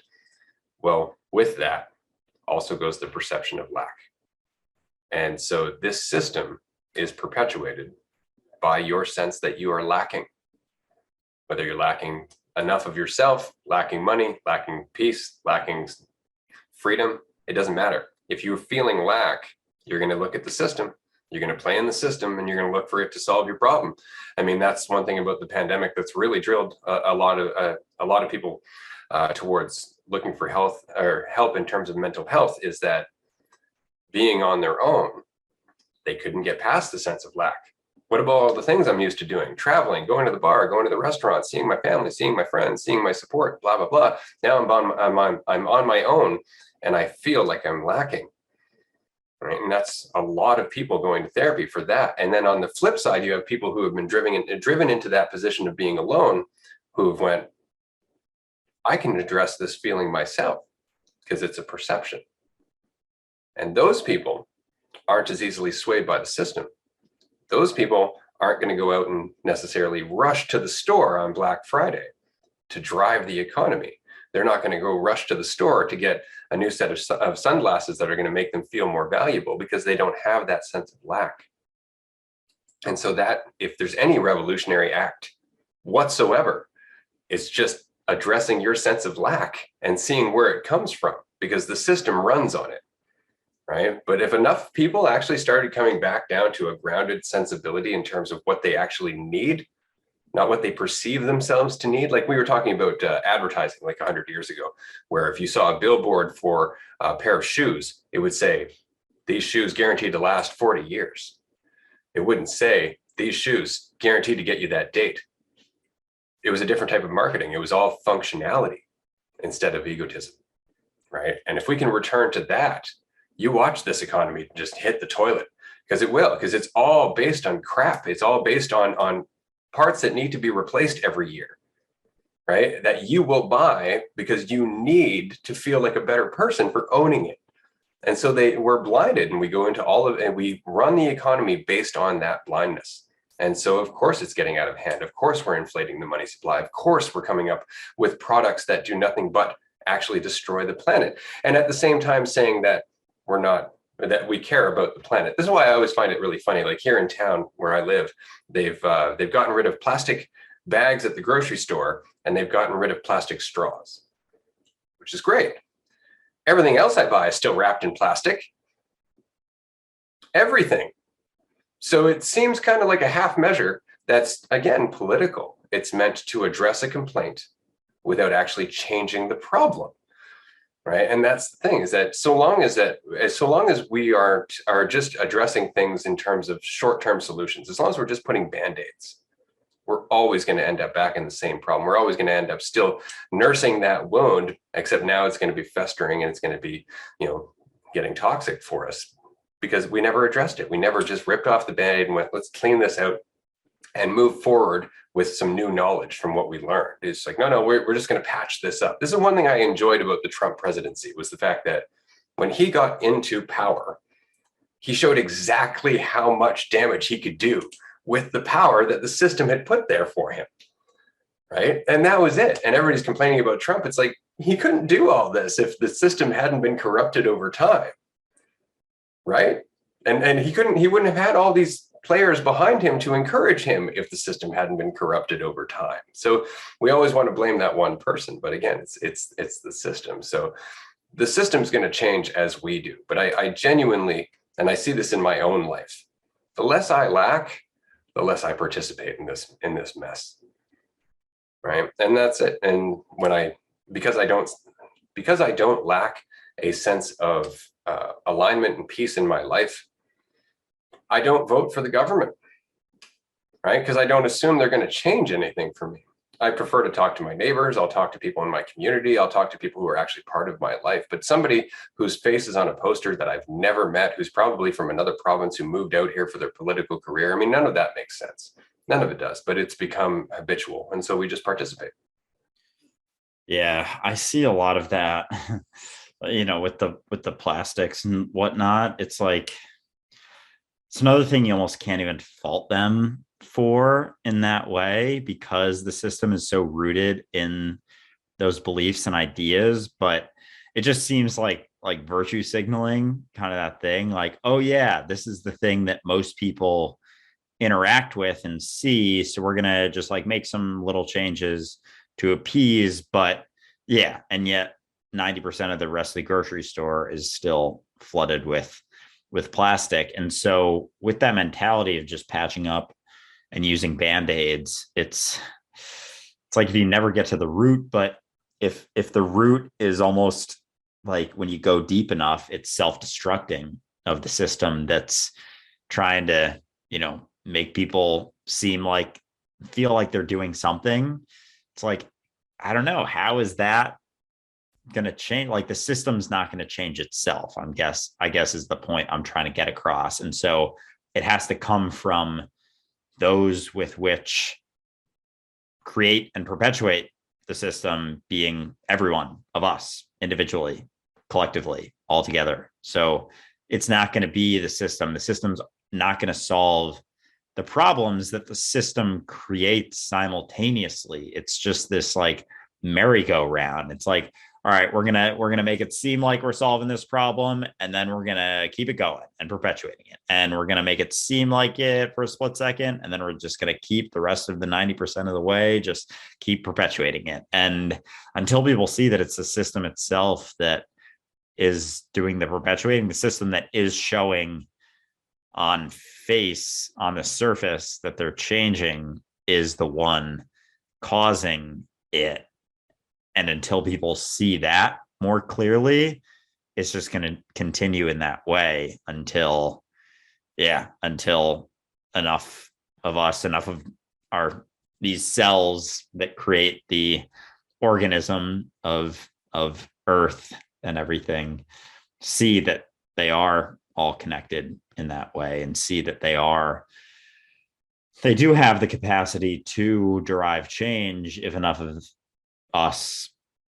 of me sees it in that way. But until we feel like we can't, and we feel like we are separate individuals, and there's so many things in the mainstream that perpetuate that too, even the idea of religion, that's going to keep pushing that narrative. So that's part of the reason I'm okay with pushing against that, because the mentality can never change with the idea that we are separate souls who want to go to heaven and see Sky Daddy one day. Like that mentality will never change any of this, and you will never see yourself as your neighbor in that mentality.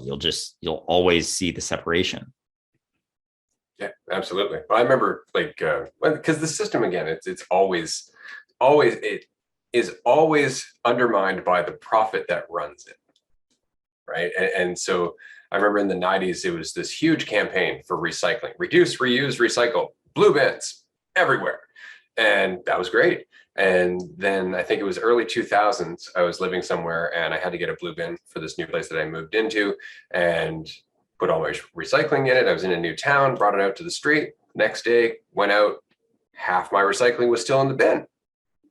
Curious, so I called and I asked. Well, apparently the reduce, reuse, recycle program that had government funding in the 90s and had a huge amount of public support and everything else, just kind of people lost interest in it. And so what ended up happening was the private companies that create the plastics ended up funding that program and decide which plastics they will accept and which ones they won't.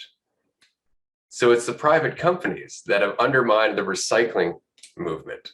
So that way they only have to recycle certain plastics because it's more cost effective for them, right? And it's just, that's the problem with the system as a whole, is that it is not a free market. The system's not a free market because the government's always in there, always changing things. We saw that in 2008 with the whole too big to fail thing, right? And so what I would love to see, and this is something that ultimately I think we're going to see, is the reemergence of craftsmanship. Like if somebody were out there today who was creating containers out of I don't know, hemp oil or hemp plastic, something like that, something that was biodegradable, and were willing to accept cryptocurrency as a result, that's something that people would be able to buy and use and possibly stockpile and then sell to other people who are creating, I don't know, food or creating other items and sell for cryptocurrency as well. So we can actually start creating our own supply line, our own supply chains from person to person to person, and have an underground economy that is entirely run on crypto, entirely run with products that are made by actual people, or at least organizations with good intentions.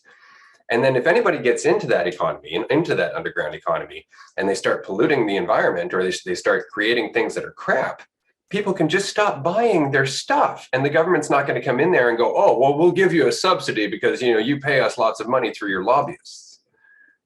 Because that is exactly what's happening. Is that companies that should fail don't, because they pay people in power so they don't have to. And that is, again, evidence of what is wrong with the system. The economy itself would run fine if it was a free market and we actually had a say, in the same way as the government would run fine if it was actually by our determination and not by those in power. And so that's the change that we're going to see. But it really does come back down to the mentality of responsibility, the mentality of being willing to put yourself out there in almost like a trade and barter situation where you're talking to somebody and establishing, this is how much that's worth to me. And that person go, okay, I can let that go for this much, or you can trade, anything like that, because at least that economy required us to have empathy and to face one another, right? If somebody was underhanded in their dealings, you just stop buying from them. But now those underhanded people are in government, or at least tied to the government. And so the system continues to get more and more corrupt because all of the safeguards, which is our choice, is slowly being removed. We're losing the ability to influence this system because the system is protecting everybody who's corrupting it. Yeah. Oh, damn.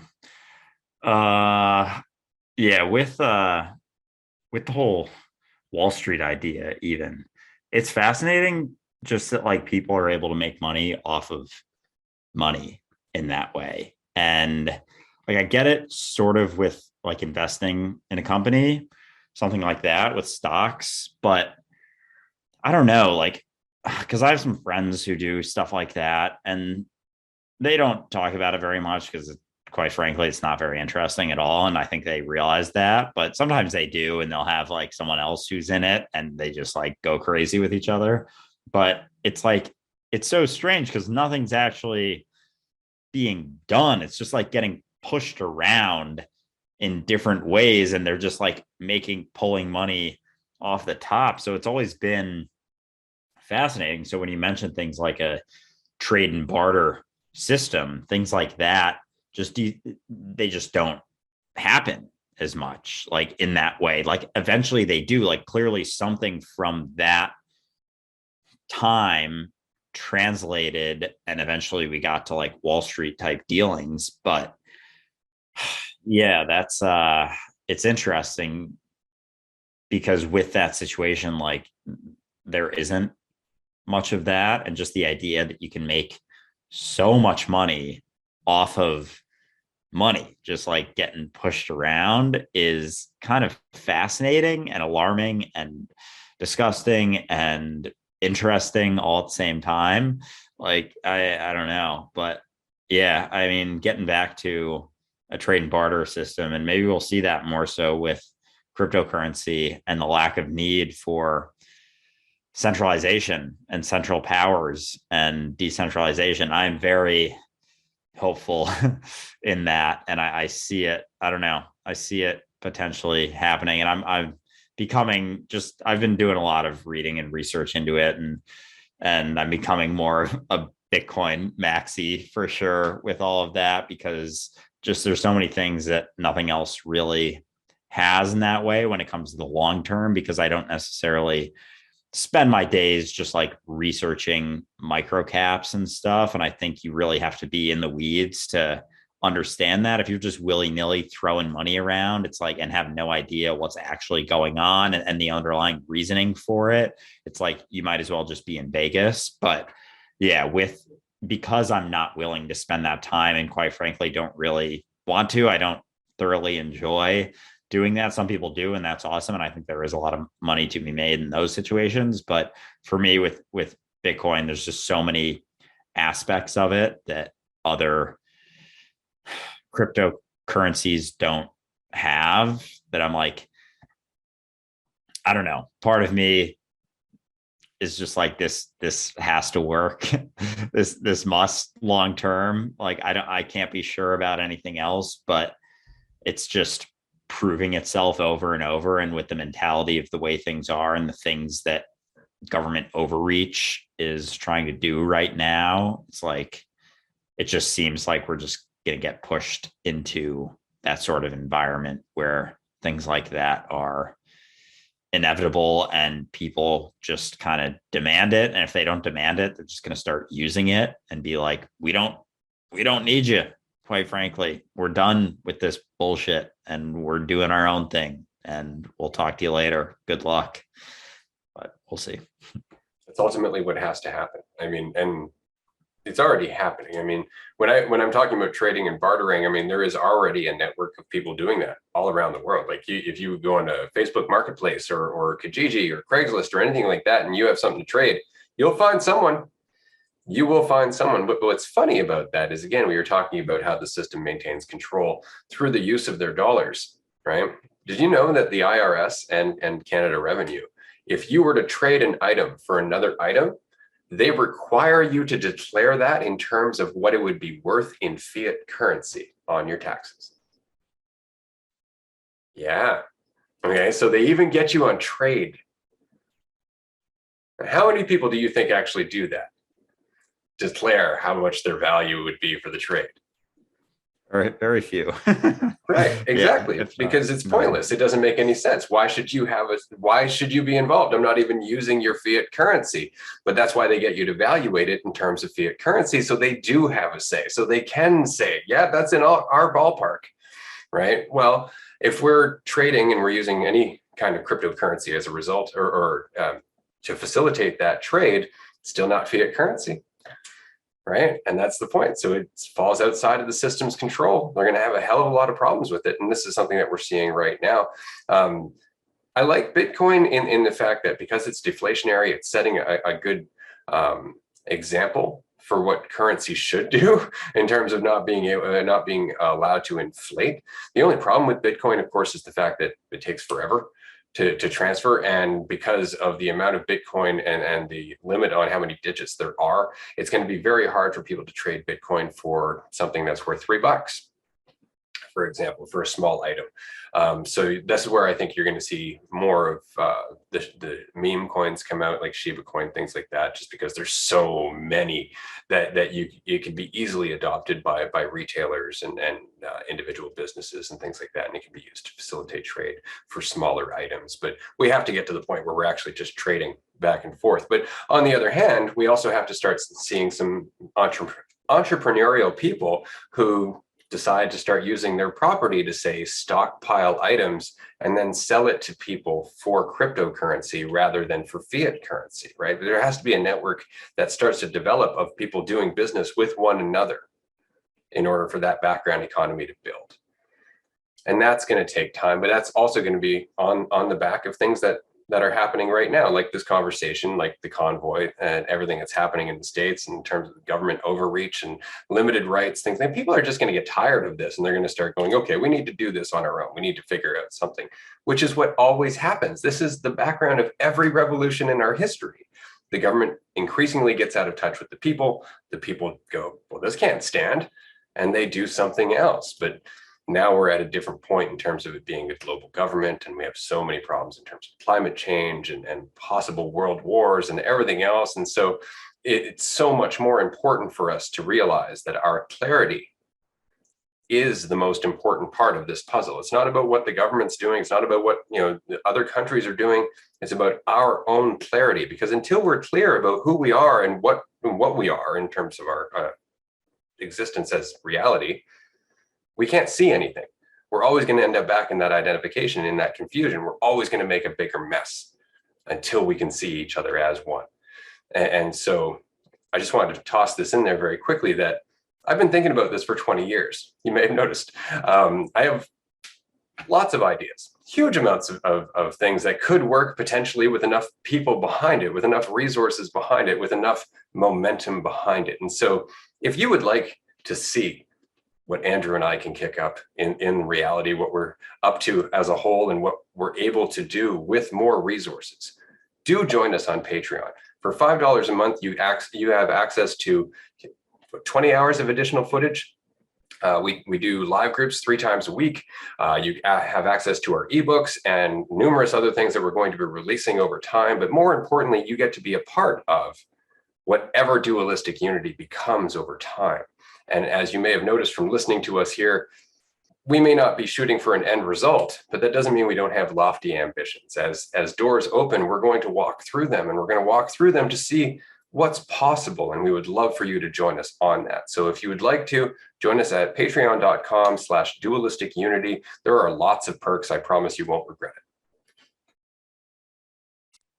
Yeah, and we'll be sure. I've been linking that down with the timestamps in each of the episodes, so we'll have that linked down below. And just quick clarification: the live groups are 3 times a month, not 3 times a week. Though at some point, we may get to that point. Certainly, we get enough of you involved. I'm ripe and ready to be able to just do this shit all the time and have this conversation. And I mean, between TikTok lives and free Zooms and stuff, it's close to 3 times a week anyway. But yeah, Patreon is exciting, and it's been cool because we've been able to build relationships with the people who are in it right now, because it is a smaller group, which I know it's not going to remain that way forever, but for the time being, I kind of appreciate that and how in touch we're able to be with everyone and how much of an influence they're able to have on things, and asking the questions oftentimes facilitates our ideas and things we discuss on the podcast as well, that and Discord and whatnot. So Discord has a big influence, and those conversations are always a lot of fun because everyone's kind of involved in that conversation. So that's been awesome. But yeah, it's exciting to see the shifts beginning to take place. And even just this past week, we've seen the swell is building, and it's fun to see. But yeah, I'm nothing but excited for everything to come, to continue doing this with no necessarily strict goals in mind, but just the enjoyment of it each week is very much enough, and all I really want to do these days. So excited to have more people involved. Yeah, I'm in the same boat. And it's funny because I'm very happy with my existence as a whole. If I never got involved with dualistic unity, I'd be still happy with my existence as a whole. But the more people get involved, the more conversations we have, the more people are willing to pledge month to month and help us out that way. The more I start to see other doors opening in our future, the more I start to see other opportunities that might be available to us to get other people involved.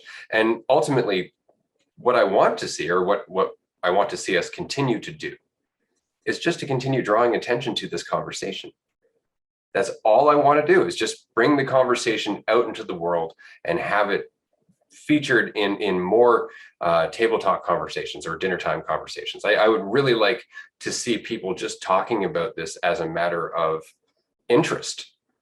We're not trying to recruit anybody. We're not trying to turn anybody to a religion. We're not trying to do anything other than just, hey, there's a whole conversation that could change our entire existence if we just had it. Let's have it. And to be as loud and enthusiastic as possible about that. I've often said, if I ever had a microphone and a warehouse full of people, I'd be stoked. Because it's just, hey, let's just talk. Let's just keep talking. And so as we continue to do this and grow, we're going to keep talking, and we're going to talk to as many people in as many places as we can. Hopefully, as this pandemic starts to wind down, we'll be doing that live as well at some actual events and locations. I would love to get to the point where we actually start having some guests or a panel on stage, do some debates in front of people, maybe have a couple of channelers join us. I'd love to talk to Bashar face to face. There's just so many things, as well as, again, being able to actually help in the world. Like, for example, one thing I would love to do if we get the resources to do so is just to fill a couple of semi-trailers full of supplies and send it out to an indigenous reserve that's having problems, or to come up with some water filters and send it out to some indigenous reserves, or to come up with some food and send it to some homeless people in cities that need them, or to provide tents. But not just to donate money, but to actually use our resources to help people without it being a write-off, without it being a business expense, without it being any of these things, but it actually being what it's meant to be, us acting in unison for the point of acting in unison, not because we're going to go to heaven afterwards or any other such fiction, but because we want to here and now. We get into that mentality, we do that loudly and with enough enthusiasm, we start a different kind of revolution.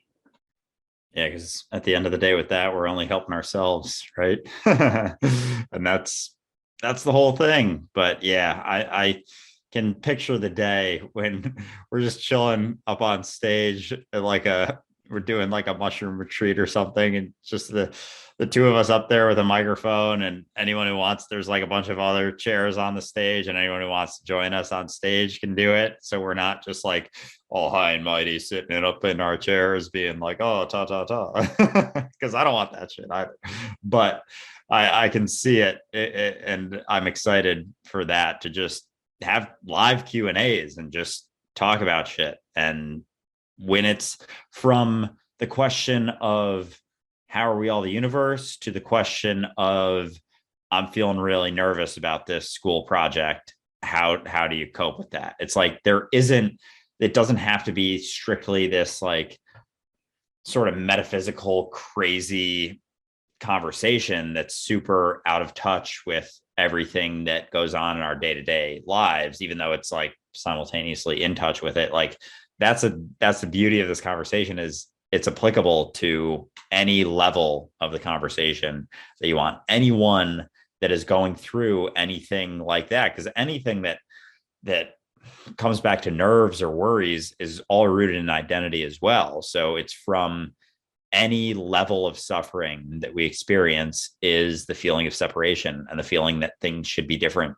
than they are right now. And the idea that right now isn't all there ever is, it all ties back to that. So yeah, I'm pumped to start doing some live stuff. That would be so cool. And I'm looking forward to everyone that's involved now, that's in all of this conversation this early, being a part of it, because it'll be a fun ride for sure. Absolutely. And I just wanted to actually say thank you to the people who are currently helping us on Patreon with our upcoming sticker campaign. If anybody's listening and you're not aware of what's happening, Andrew and I have created some stickers with some insightful quotes that we're going to be putting up in high traffic areas pretty much all over the world, wherever people are willing to stick those stickers up for us, as a way of just pushing some exposure. And so if you are on Patreon, or if you're not yet and you'd like to be, we're going to be offering some of those stickers to our supporters so you can put them up in high traffic areas in your own city. So if that's something you're interested in, definitely join us on Patreon and let us know. We'll be sending those stickers out probably in the next 2 to 3 weeks. I know Andrew's taking off to Florida there shortly, so they'll probably arrive shortly after he receives those. Likewise, just a quick announcement, because this was a fairly new development. Dualistic Unity now has some swag. We have some sweaters, and there's some cell phone cases, and there's a yoga mat. If you go to dualisticunity.com and check out the store, there's a banner just at the top, and just click on that and it'll take you through to our Teespring store where you can purchase a bunch of branded stuff.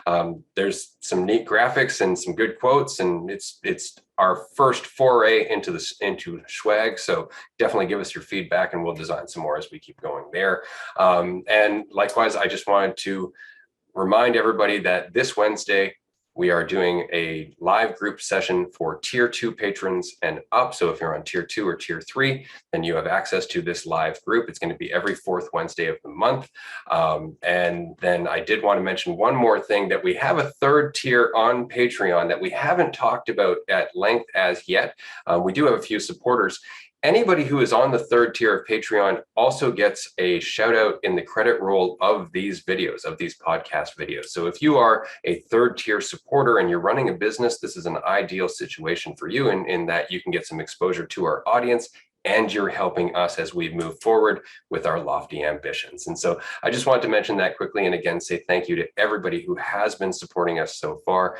Just so you know, we have some big things in the works, and we're excited to share it with you. Yeah, super excited for all of it. And yeah, looking forward to that live group chat on Wednesday. Those are always a lot of fun. Always have great conversations. So for anyone who is going to be joining, looking forward to speaking with you. Anyone who would like to join, we will link that in the description of this video.